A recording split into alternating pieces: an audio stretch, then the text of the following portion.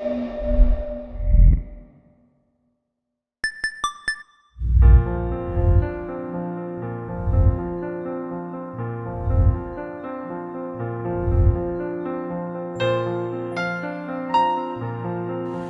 think the work that is being done by AAKP is so critical to patients all around the country.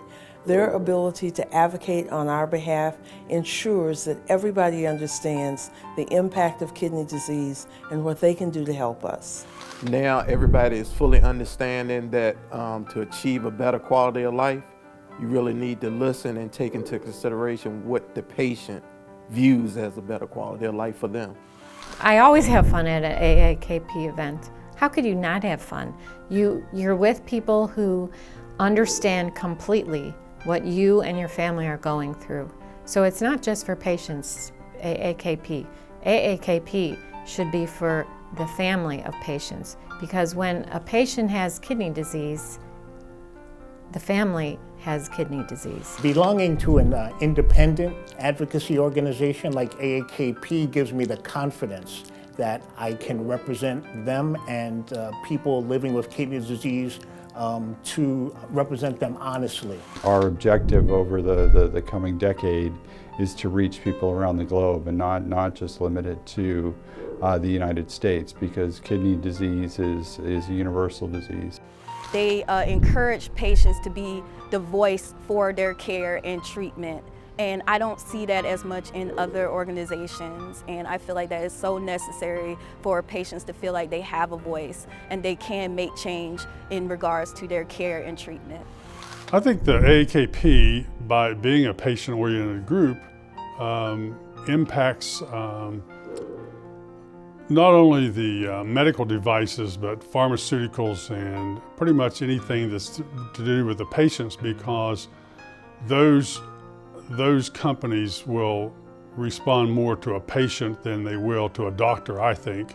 It's important to be a patient advocate because to whom much is given, much is required. I was given this gift of life back in 2008 by my donor, Leanne, rest in peace. She was a deceased donor.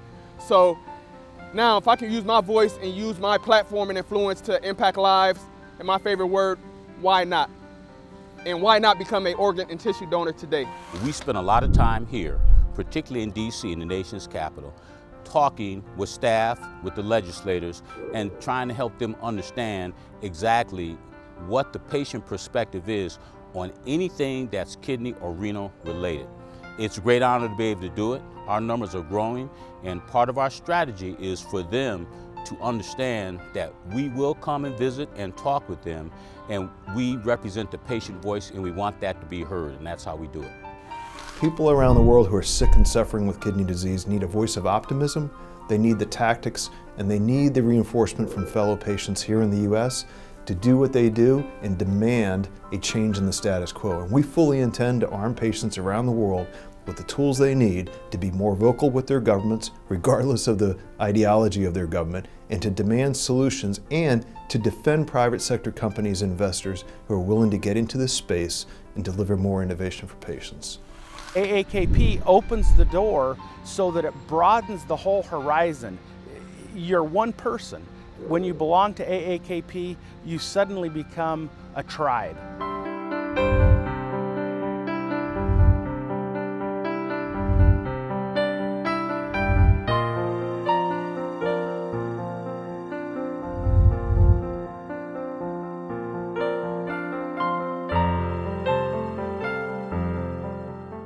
Welcome to today's Healthline webinar from the American Association of Kidney Patients, Coronavirus and Kidney Patients Update, a CDC expert webinar hosted by AAKP's Center for Patient Education and Research. Thank you for joining us today for important information regarding the coronavirus and kidney disease from AAKP's trusted federal partners, the Centers for Disease Control and Prevention. AAKP is proud to have the CDC as one of our long-term federal strategic partners, and we are honored to serve as an ex officio member of the CDC Health Infection Control Practices Advisory Panel. My name is Erin Kale, and I am Director of Stakeholder Operations for AAKP. I oversee our patient education and grassroots engagement activities, including our ambassador initiative, which comprises highly motivated and engaged patients and caregivers around the country and the globe. These individuals have a direct connection to kidney disease and wish to raise awareness and provide support to others navigating the challenges of this chronic disease. AAKP's Healthline webinars fall under our Center for Patient Research and Education.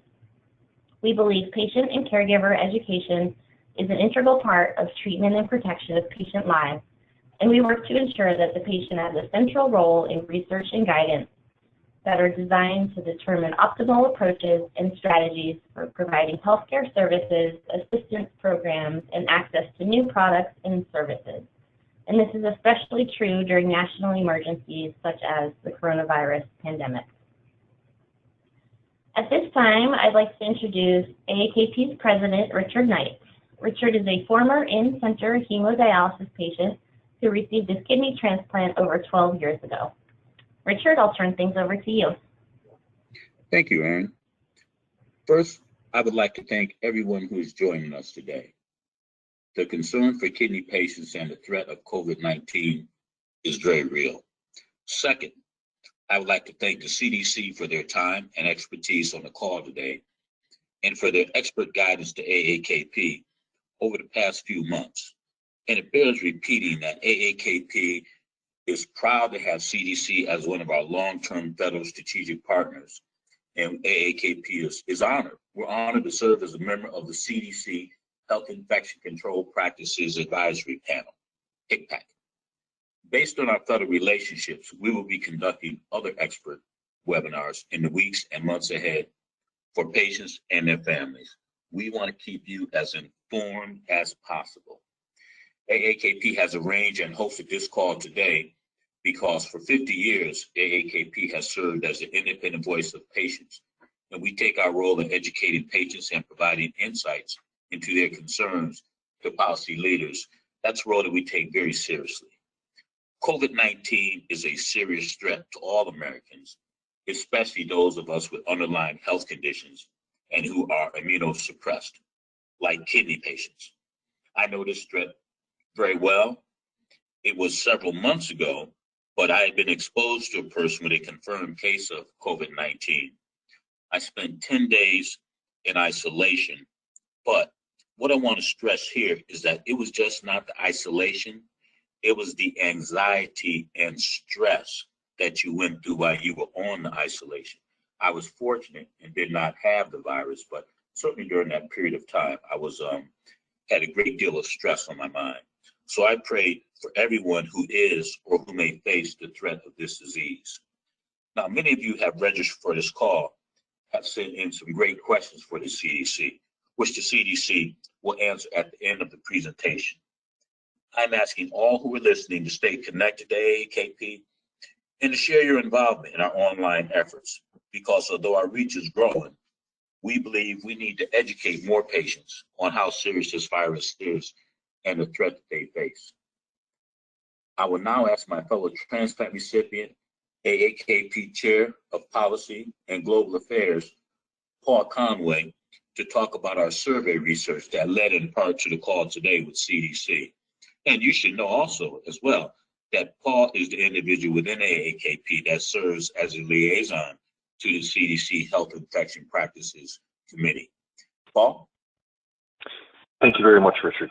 And we thank everyone who has registered and who is listening to this program today, and especially hats off to the CDC for their very loyal and ongoing relationship with kidney patients directly and through AAKP. We appreciate the partnership, especially during these trying times. On the screen in front of you, you'll see several different graphics that AAKP has had out on social media for quite some time, encouraging patients to take coronavirus seriously, to work with their care providers, and to follow all the safe practice guidelines for avoiding infection. In the early stages of March, when this disease became much more prominent in the news and in the media, there was a tremendous amount of fear among kidney patients. And AAKP decided to roll out and use the substantial survey mechanisms that we have within the Center for Patient Education and Research to try to get a sense of how patients view themselves and their risk. If you take a look in the top left corner, you'll see when we surveyed patients at the outbreak of the disease, 78% of them believed that they were vulnerable to coronavirus. Subsequently, when we did surveys, we also found that patients in a large degree, over 75%, had not yet been consulted or proactively reached out to by their care experts. We're very pleased to say that over the past several months, working very, very closely in alliance with the Renal Physicians Association and with the American Society of Nephrology, those numbers are coming down. More and more practices are reaching out proactively to inform their patients, either through emails or phone calls, and through their own webinars. We're very pleased to see that. But we do believe there is a substantial number of patients that has not yet been reached and that may be confused based on conflicting messages that they see back and forth in the media or within their friends and with their family circles. So what AAKP has done is we've sought to keep a very close relationship with an authoritative voice of the CDC to bring timely information. Over the next several weeks, you will be asked to participate in additional surveys because we're trying to make certain that the policymakers and decision makers in Congress and in the White House and in executive branch agencies know full well the scope of patient concerns related to COVID-19 and patient interest in participating in many different aspects of COVID, including clinical trials. But these are the types of graphics that you will see to encourage folks to be smart, to be aware of the disease, questions to ask, and then you will also see survey results that come out that reflect back the patient voice as they understand the disease at this point and their own risk. Again, we thank you very much, and I'll turn it back over to you, Erin. Thank you so much, Paul. I'd now like to introduce our guest speaker from the Centers for Disease Control and Prevention, Dr. Shannon Novosad. Dr. Nomisad is a medical officer with the dialysis safety team in the Division of Healthcare Quality Promotion, Centers for Disease Control and Prevention. Dr. Nomisad received her medical degree from the University of Alabama at Birmingham, and in 2015, she came to the CDC as an Epidemic Intelligence Service Officer assigned to DHQP, where she investigated outbreaks in healthcare settings. Her areas of concentration include prevention of central line-associated bloodstream infections and increasing the safety of patients on dialysis. We're very happy to have Dr. Novosad joining us again today to provide an important update on COVID-19. Dr. Novosad, I'll turn things over to you, and you should be able to advance with your mouse or keyboard. Great. Thank you, Erin, and thanks so much for inviting us back to speak to your members. This is a really valuable forum for us to be able to communicate information, and I think also to learn from your members of what concerns they have and how we can best work to get the correct information out to them. I think the first thing, and we say this a lot before we start speaking, but I always want to emphasize that I may be presenting information that many of you already know or may have heard about in regards to COVID-19. Particularly in the past few months, I think, as information has become more available. But it's always important for us to review and to remain diligent and, to keep hearing some of the same things over again. Because we really need to continue to follow recommendations to protect ourselves, to reduce the risk of getting COVID-19, and to protect others as we move forward, particularly as states start to and continue to reopen. It's just good to think about the things that we should all be doing, even if we feel like we already know them. So I always also like to start with just reviewing how COVID-19 spreads, because it's really important that we kind of think about this and understand and almost internalize it, because then I think it helps a lot of the things that we're told to do every day make more sense. So COVID-19 spreads mainly among people who are in close contact with one another within about 6 feet apart for a prolonged period of time. Spread happens when an infected person coughs, sneezes, or talks, and droplets from their mouth or nose are launched into the air and land in the mouths or noses of people nearby. The droplets can also be inhaled into the lungs of people nearby. Notably, some people without symptoms may be able to spread the virus, and we've learned more about this since the pandemic began. In general, the more closely a person interacts with others and the longer that interaction takes place, the higher the risk of COVID-19 spread. Another way the virus is spread is through contact with contaminated surfaces or objects. It may be possible that a person can get COVID-19 by touching a surface or object that has the virus on it and then touching their mouth, nose, or possibly eyes. However, this is not thought to be the primary way the virus spreads. Again, that's kind of via the droplets we just discussed. Keep in mind that COVID-19, while it's been around for many months, is still a relatively new disease, and we're continuing to learn more about how it spreads. So we continue to monitor the science and update recommendations to prevent the spread to keep everyone safe. And so again, just to kind of reiterate what I already said, again, the recommendations we currently have are based on what we know and how we think it's likely spread.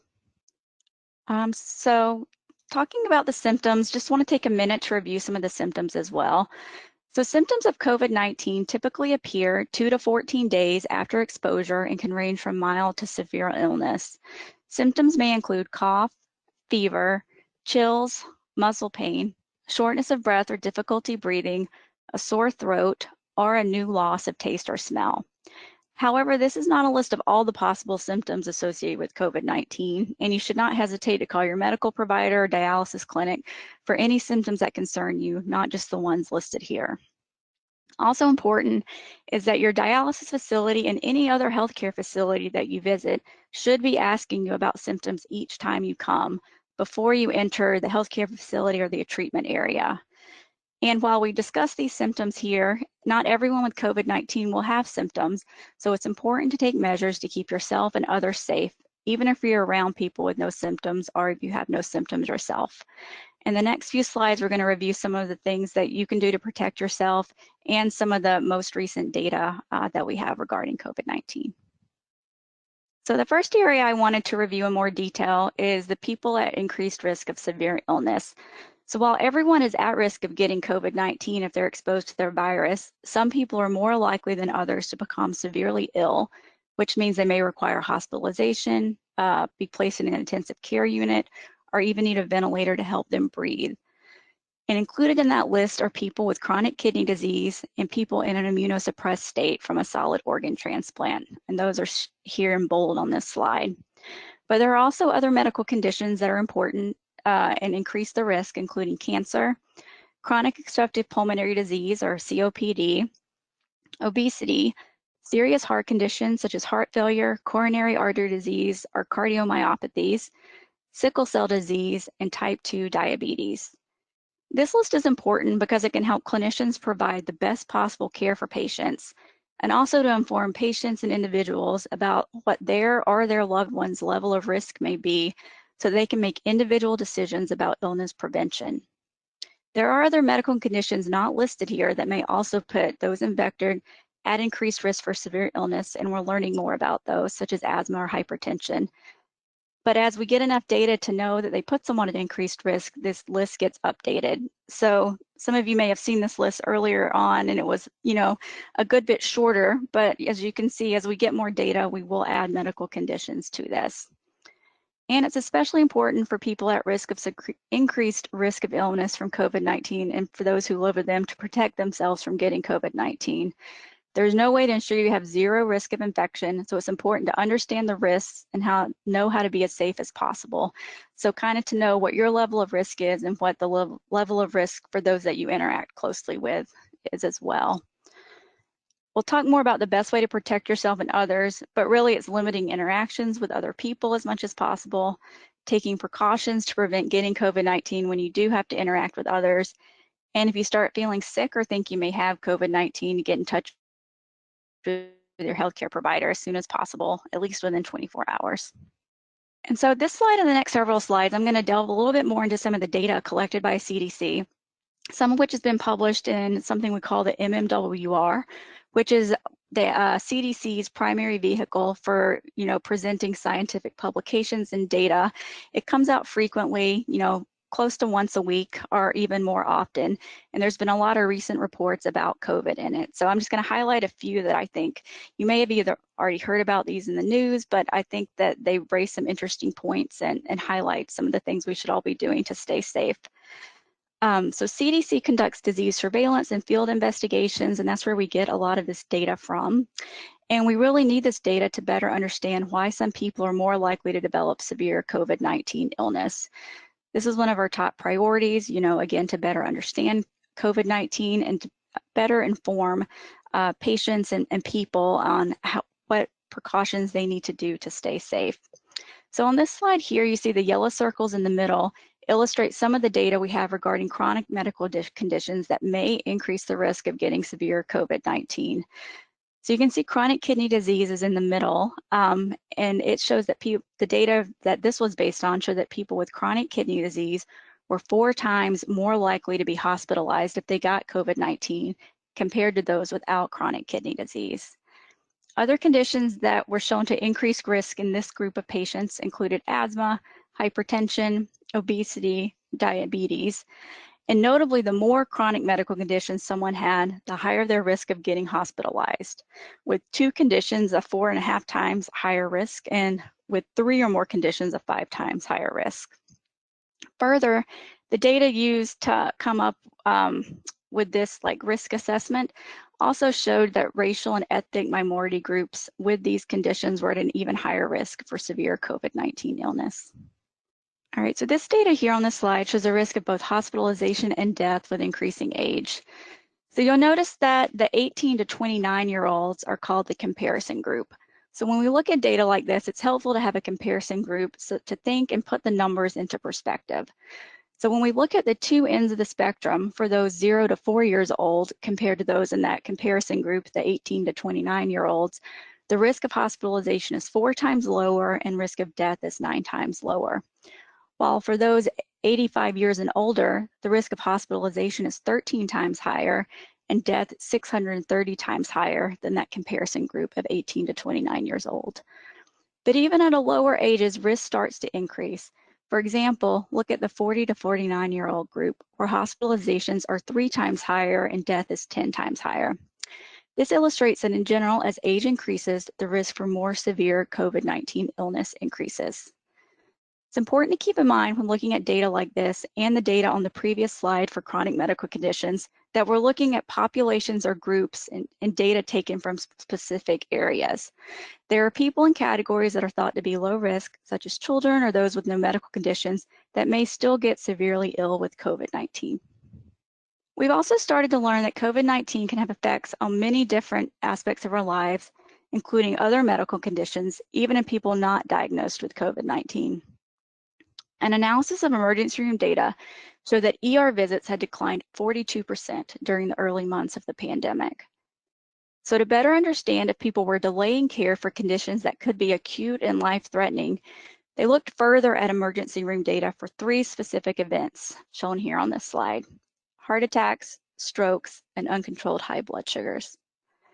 In the 10 weeks following the declaration of COVID-19 as a national emergency, which occurred around March 13th, compared to the prior 10 weeks, ER visits for heart attacks declined 23%, strokes 20%, and uncontrolled high blood sugar 10%. This suggests that patients with these conditions, which we know can be acute and life-threatening, either could not access care or were delaying or avoiding seeking care during the early pandemic period. Further, communities have faced mental health challenges related to COVID-19. Adults are invited to take a web-based survey in June. Overall, 40% of the more than 5,000 people who completed the survey reported a mental health issue. 31% reported anxiety or depression symptoms, 26% with a trauma or stressor-related disorder, specifically related to COVID-19. 13% started or increased use of substances to cope with stress or emotions related to COVID-19. And 11% seriously considered suicide in the prior 30 days.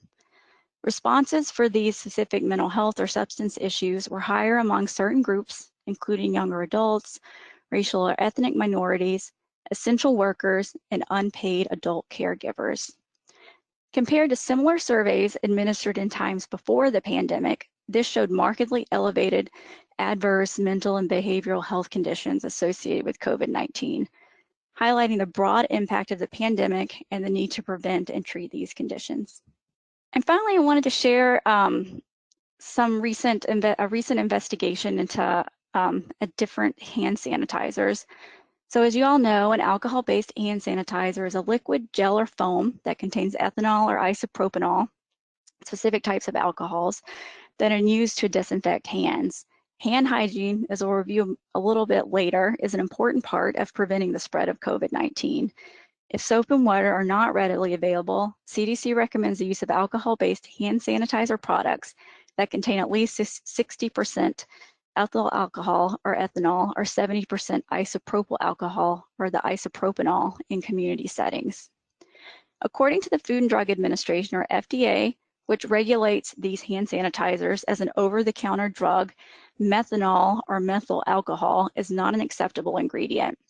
But there are products out there that may contain some of these ingredients, such as methanol.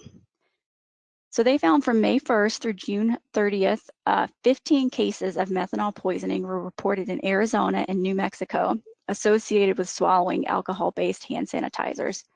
4 patients died and 3 were discharged from the hospital with visual impairment.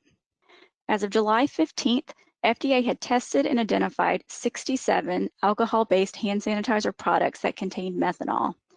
These products were being, at the time that this was published, those products were being recalled by the manufacturer or distributor in the United States, and an FDA investigation was ongoing. While this does illustrate an extreme case, it's important to think about the products you're using to keep yourself and your loved ones safe and ensure they contain the right ingredients and are being used appropriately. For example, for hand sanitizers, there's a list on the FDA website of specific hand sanitizers not to use. If the product you're using is on this list, you should stop using it and dispose of it properly. Again, the FDA regulates these products as an over-the-counter drug, so they're available without a prescription, but hand sanitizers are tested for quality because it's a product that's regulated. So specific safety issues the FDA lists on their website regarding hand sanitizers that they've discovered are contamination with a potentially toxic type of alcohol, so potentially as methanol, as we discussed here, not enough active ingredient, so that's the ethyl alcohol, ethanol, or the isopropanol that we discussed earlier, labels with false, misleading, or unproven claims. And again, they report updated numbers on the hand sanitizers. So please check out the FDA website and you can see if the hand sanitizer you're using is on the current list. So it's important to stay healthy during the pandemic, and some of the data we just discussed illustrates some of the things that we can all do to stay healthy. So it's important to talk to your healthcare provider about whether your vaccinations and other preventive services are up to date to help prevent you from becoming ill with other diseases. It's particularly important for those at increased risk of severe illness, including older adults, to receive recommended vaccinations against influenza and pneumococcal disease. Talk with your healthcare provider about maintaining preventive services like cancer screening during the pandemic. Remember the importance of staying physically active and practicing healthy habits to cope with stress. And if you have a medical emergency, do not delay seeking emergency care. So back to washing hands. As you'll see, it's a topic that we discuss and like to highlight several times. But important to remember to wash your hands with soap and water for at least 20 seconds, especially after you've been in a public place, after blowing your nose, coughing, or sneezing. Some other times it's important to wash your hands are before eating or preparing food, after using the restroom, before putting on, taking off, or after touching your cloth face covering or mask, and or before or after your dialysis treatment. If soap and water are not readily available, you should use a hand sanitizer that contains at least 60% alcohol. Make sure to cover all surfaces of your hands with the sanitizer and rub them together until they feel dry. And as discussed previously, it's important to make sure your hand sanitizer contains the right active ingredients and enough active ingredient to kill germs. And try to avoid touching your eyes, nose, and mouth with unwashed hands. We've been asked by people if they need to wear gloves when running errands. General CDC does not recommend this. There are times when gloves are recommended though, including when cleaning. So when you are routinely cleaning and disinfecting your home, you should follow precautions listed on the disinfectant product label, which may include wearing gloves, either reusable or disposable, and having a good ventilation system, such as a fan or opening a window if needed. In addition, when caring for someone who's sick, it may be recommended to wear gloves. So if you're providing care to someone who's sick at home or in another non-healthcare setting. So use disposable gloves when cleaning and disinfecting the area around the person who's sick or other surfaces that may be frequently touched in the home. You can use disposable gloves when touching or having contact with blood, stool, or body fluids. But remember, after using the gloves, throw them out in a lined trash can. Do not disinfect or reuse the gloves. Always wash your hands or perform hand hygiene after you've removed the gloves. But when gloves are not needed, includes wearing gloves outside of these instances, so outside of the cleaning or caring for someone who's sick. So for example, running errands, so when using a shopping cart or using an ATM, we really don't recommend that you have to wear gloves because they don't necessarily protect you from COVID-19, and they may still lead to the spread of germs. And that really the best way to protect yourself from getting germs when running errands and after going out is to regularly wash your hands with soap and water for 20 seconds or use the hand sanitizer with at least 60% alcohol. So social distancing, also called physical distancing, means keeping space between yourself and other people outside of your household. So why is social distancing important? Remember what we said earlier about how COVID-19 spreads, mainly among people who are in close contact, meaning about 6 feet for a prolonged period. Spread also happens when an infected person coughs, sneezes, or talks, and droplets from their mouth or nose are launched into the air and land in the mouths or noses of people nearby. The droplets can be inhaled into the lungs. Since people can spread the virus before they know they're sick, it's important to stay at least 6 feet away from others when possible, even if you or they do not have any symptoms. Social distancing is especially important for people who are at higher risk for severe illness from COVID-19. To practice social or physical distancing, stay at least 6 feet or about 2 arms length from other people. Keeping space between you and others is one of the best tools we have to avoid being exposed to this virus and slowing its spread locally and across the country and the world. Dialysis facilities will try to maintain social distancing practices as much as possible. So for example, think about the waiting room at your dialysis facility. When you're waiting to be called back for your treatment, you should try and stay 6 feet away from others that are waiting as well. In addition to social distancing, everyone should wear a cloth face covering or mask in public settings and when around people who don't live in your household, especially when other social distancing measures are difficult to maintain. In the next few slides, we'll explore both of these a little closer. So some key times to social distance include both inside your home and outside your home, and we'll cover some examples under each one.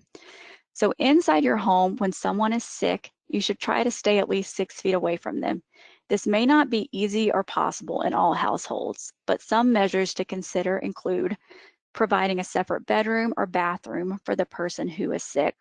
If you cannot provide a separate room or bathroom, try to separate them from other household members as much as possible. And important to remember to keep people at higher risk, so those with some of those medical conditions and stuff that we discussed earlier, separated from anyone who is sick.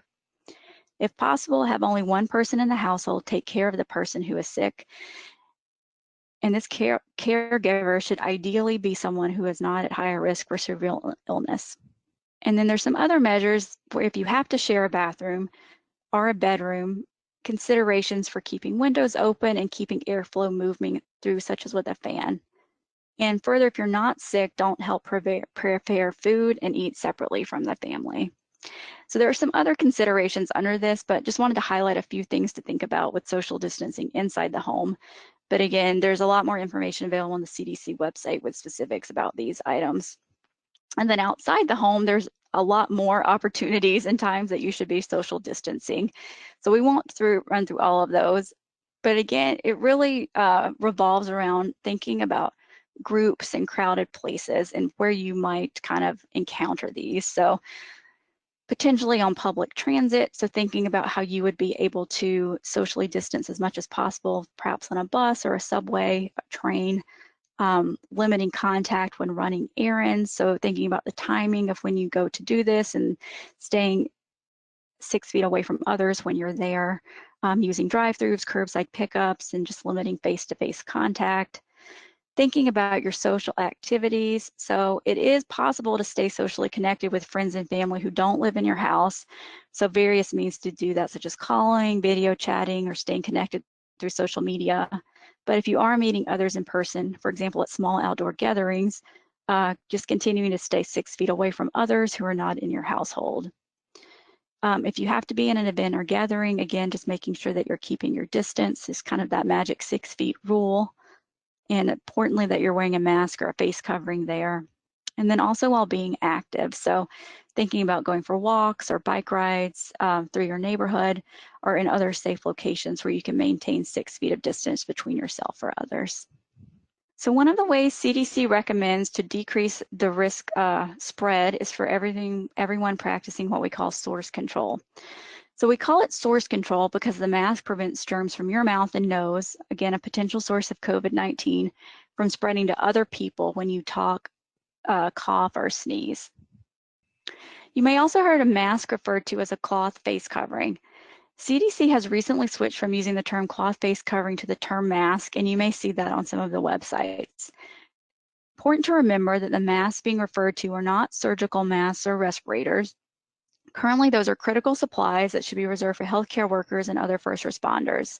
Masks are not personal protective equipment or PPE, a term you might have heard, and they're not appropriate substitutes for PPE, such as respirators like N95 respirators, or medical face masks like surgical masks in workplaces such as healthcare settings where respirators or face masks are recommended or required to protect the wearer. So source control, in addition to social distancing, as discussed in the previous slide, is essential to prevent the spread of germs and protect others. CDC recommends that everyone over the age of 2 wear a mask in public or within 6 feet of another individual to prevent spreading germs that cause COVID-19.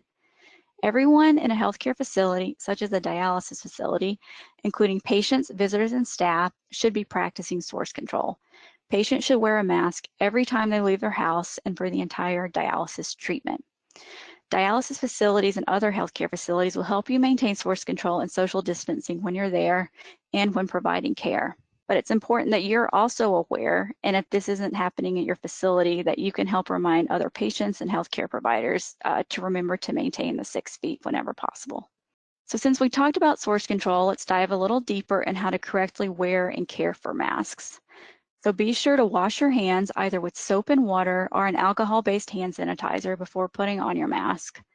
Make sure that the mask completely covers your nose and mouth and is secure under your chin.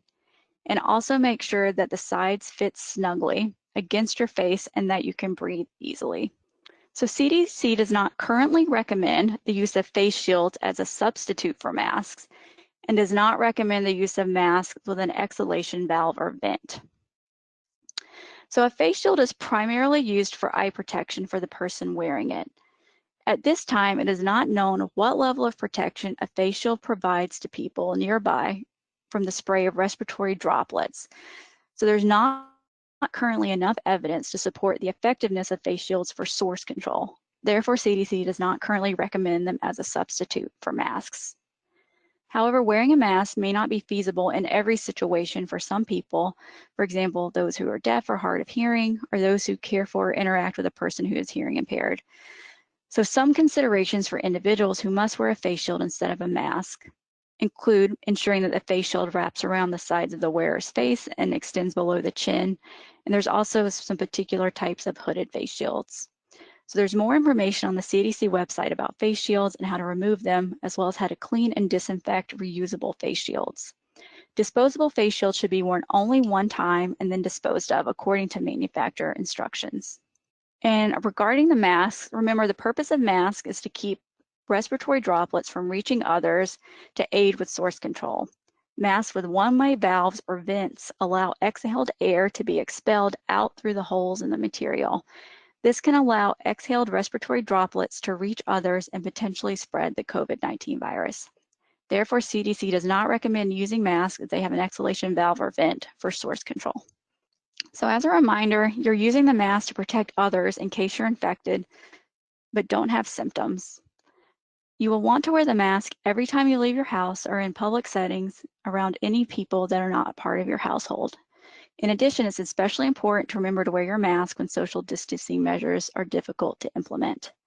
And of course, remember to wear the mask correctly. Don't put it around your neck or up on your forehead, and wash your hands if you accidentally touch your mask. You want to make sure you remove your mask carefully each and every time. Although the slide says when you're at home, this can apply to any time you remove it, such as prior to eating or drinking, in your car, or in your dialysis clinic or at home. To remove the mask safely, untie the strings behind your head or stretch and grab the ear loops. Be sure to handle it only by the ear loops or ties when removing, and then fold the corners together. Place the mask in the washing machine, or you can hand wash your face mask using hot soapy water. If hand washing, make sure to scrub the mask for at least 20 seconds. Fabric face masks can be dried in the dryer on high heat. Remember, do not try to wash disposable blue surgical masks. Throw them away when visibly soiled, damaged, or it's difficult to breathe through them. As stated previously, CDC recommends all people 2 years of age and older wear a mask in public settings and when around people who don't live in your household, especially when other social distancing measures are difficult to maintain. Some states have implemented mandatory mask laws or other types of guidance.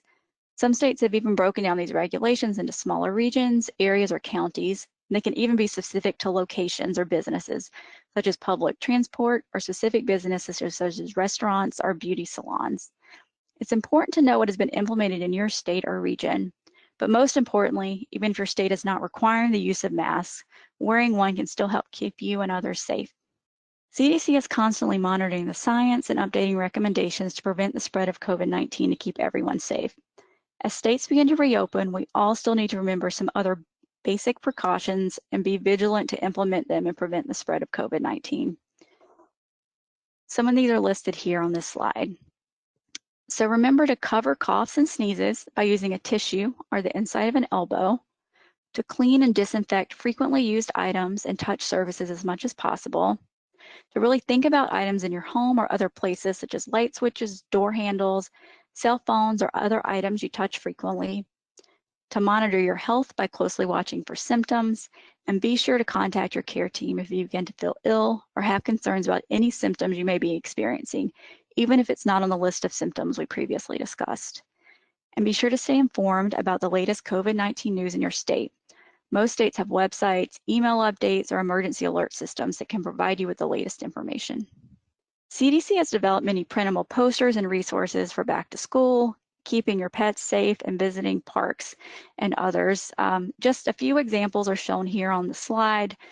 Just wanted to point these out because there's kind of a plethora of information available now on the website that you may not have explored. So these are just, I think, a few of the areas that I know people have questions about to start with.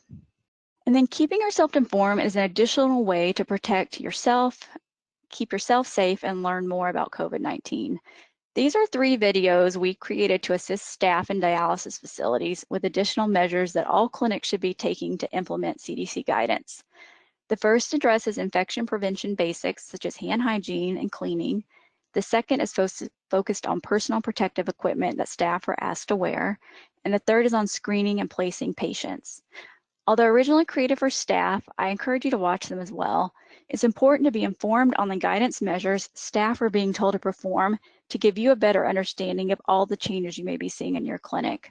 It can also give you some common ground to have great conversations about COVID-19 and infection prevention in general. There are many dialysis-specific resources available on the CDC COVID-19 website that you can also use to stay informed. Shown here are 2 fact sheets. The first is how our facility is keeping patients safe from COVID-19, and the second is COVID-19 keeping patients on dialysis safe. They're both informational handouts created for facilities to share with patients and caregivers and to explain how they're preparing for COVID-19 and what precautions can be taken during daily activities and dialysis treatments to stay safe.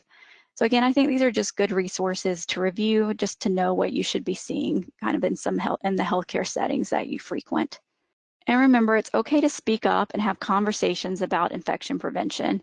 Don't be afraid to use your voice. You're the most important member of the dialysis team or other healthcare team, and it's okay to ask staff questions about the measures they're taking to keep you and other patients safe.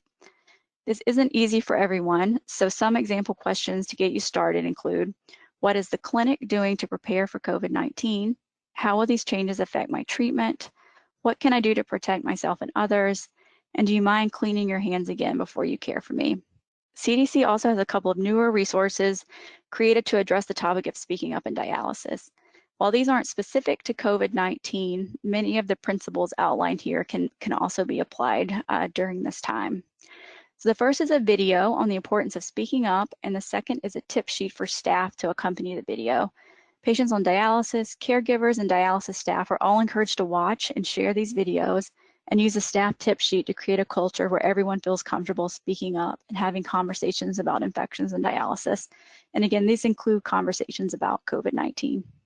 So thanks so much for your attention. I think we have time for some questions now. So I'll turn it back to you, Erin. But just so everyone knows, if any questions come up later, this is the website for our Making Dialysis Safer Coalition, so you can feel free to contact us there. Thank you so much, Dr. Novosad. This was a wonderful presentation, and we appreciate you, again, taking time to speak with our patients and family members and caregivers today. So we do have a couple of questions that came in during the presentation. Again, if you have a question, you can type it into the question box at the bottom of the navigation pane and press send. If we're unable to get to all of the questions, please reach out to us at info@aakp.org, and we'll be sure to work on providing a response for you. So some of the questions that came in, if you had a kidney patient in your family, either on dialysis or living with a transplant, what advice would you give them before they go anywhere outside? I mean, I think the biggest advice is just being aware of, all of the things that we discussed in this presentation and making sure that you're doing everything you can to keep yourself safe when you go out, because by keeping yourself safe, you're keeping your family members safe. I mean, I think we know that you can't, stay in the house forever and not leave. There's things that everyone has to do, go to work, go to the grocery store, run errands. So I think that's why it's particularly important that we are able to kind of do a risk assessment both for ourselves and, for family members and others, that we may be in close contact with. And that will help, I think, highlight the need for us all to continue to adhere to all these measures every time we leave the house. So making sure we're doing the social distancing and doing the hand hygiene and, source control. So it's not, I wouldn't say it's a magic formula or anything, but it's just really making sure that you're very aware of all of the things you're doing to keep your family members safe. Great, thank you. Given the upcoming flu season, what is the largest concern you have in terms of flu and COVID-19 when it comes to vulnerable patients like kidney patients? Yeah, I mean, I think it's really important for patients to get vaccinated for flu. I don't think we fully understand, the scope of what COVID-19 is going to look like during flu season. And we don't understand, I think, the scope of how many people could get co-infections, so influenza and COVID at the same time potentially, and what that means. So really one of the best ways to alleviate some of these is for everyone who is able to get their influenza vaccine when it becomes available through their healthcare providers. So to avoid as many influenza infections as possible, or to alleviate the severity of the influenza infection. So I mean, I just think one of my main concerns is just making sure that everyone is getting the vaccine and that they're not, don't have any fears of getting the vaccine during this time. Some of the stuff we alluded to earlier, such as delays in care and stuff, like I wouldn't want any of that to contribute to people not getting kind of their needed influenza vaccine. Thank you. Can you expand on the role of the asymptomatic carrier as a source of infection? Are they more or less infectious than someone who is symptomatic? Yeah, so I think that is something that we're still learning about, and it depends on what population of patients we're talking about, how much asymptomatic spread that there might be. But particularly, in certain groups where they've been able to do widespread testing, such as nursing homes and even more in the general population, we found pretty high percentages of people with asymptomatic infection. So I'm not able to put a number on it, but we do think it plays a pretty significant role in spread of infection. And, that people who are asymptomatic could still be very infectious. So, I think because we don't know, we have to assume that the people with asymptomatic infection are, as infectious as others and treat all the same in terms of source control and everything. Thank you. Should people be washing all of their groceries and takeout foods that they bring into the house? Yeah, so that was a good question. That's one we also get a lot as well. So there is actually some good information on the CDC website about kind of how to safely receive deliveries and groceries and everything. But I think the biggest thing is that there is a lot of things that aren't necessarily recommended to do. We don't really have any evidence to suggest that handling food or consuming food has been associated with COVID-19.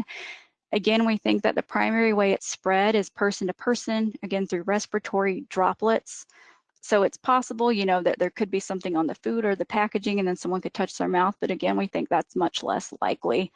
So really the important thing to do is after shopping or handling food packages or preparing or eating food, it's important to wash your hands, again, with soap and water or an alcohol-based an alcohol-based hand sanitizer if it's available. But there's really no evidence, I think, at present that people need to be, disinfecting or cleaning all of their groceries or anything as they come in.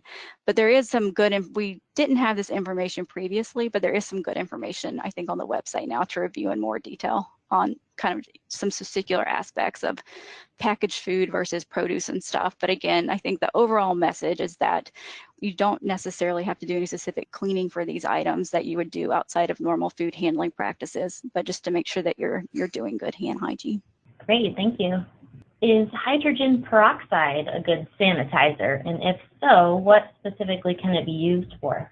So there are different types of sanitizers and stuff that I think can be used in different settings. And there, again, I think is a lot of good information on the CDC website about that as well, the different types of hand sanitizers and how they can be used. I think most commonly we think of, alcohol-based sanitizers, but there is a whole section on hydrogen peroxide, and there is some evidence for use in different settings.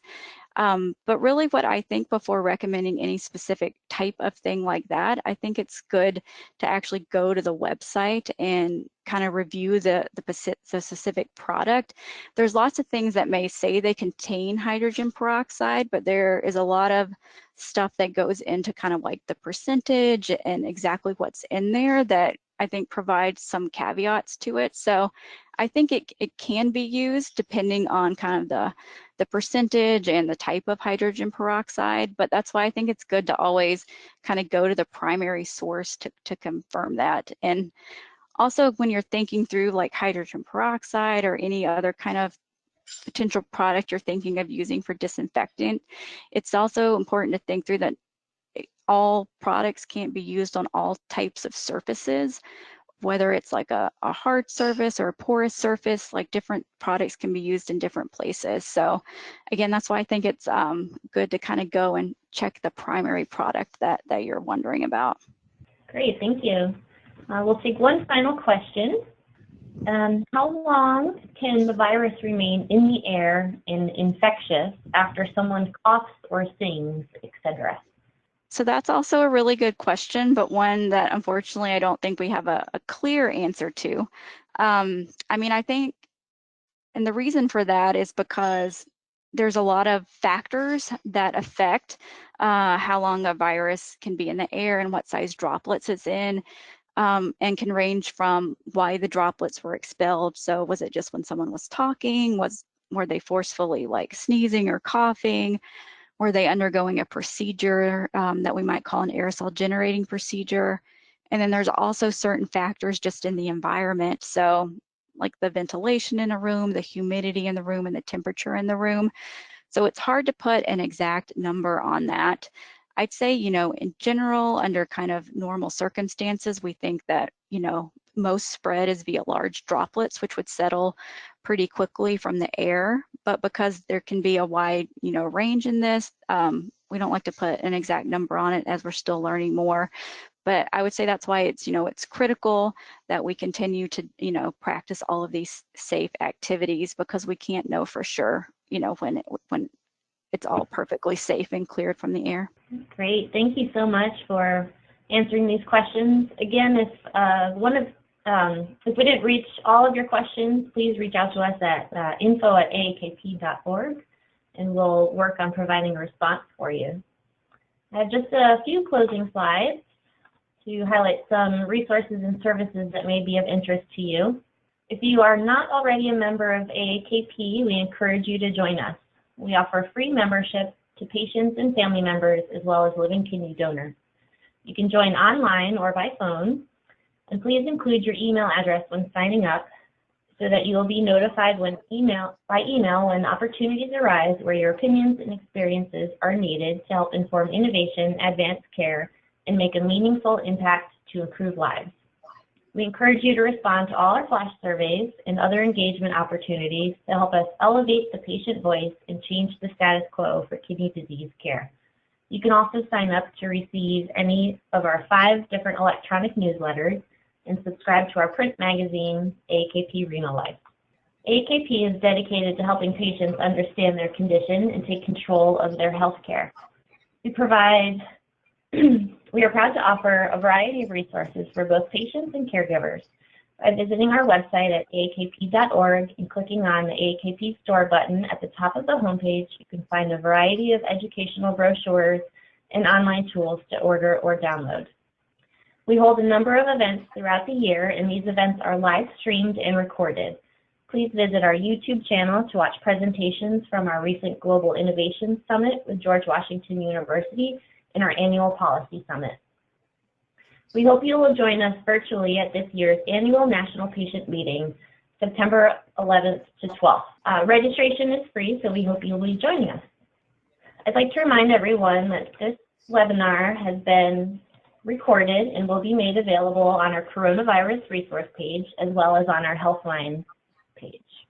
For more patient resources on COVID-19 and to listen on demand to any of our other webinars, you can visit our coronavirus webpage. From our homepage at aakp.org, you'll see a big red button that says coronavirus information, and you can click on that. We'd again like to thank today's speaker, Dr. Shannon Novosad, for sharing with us the most up-to-date information on COVID-19 and how patients and family members can protect themselves. If you have any additional questions about what you heard on today's webinar, please send them to info@aakp.org, and we will work to respond to all questions regarding this webinar. Thank you again for joining us today. Be informed and stay safe.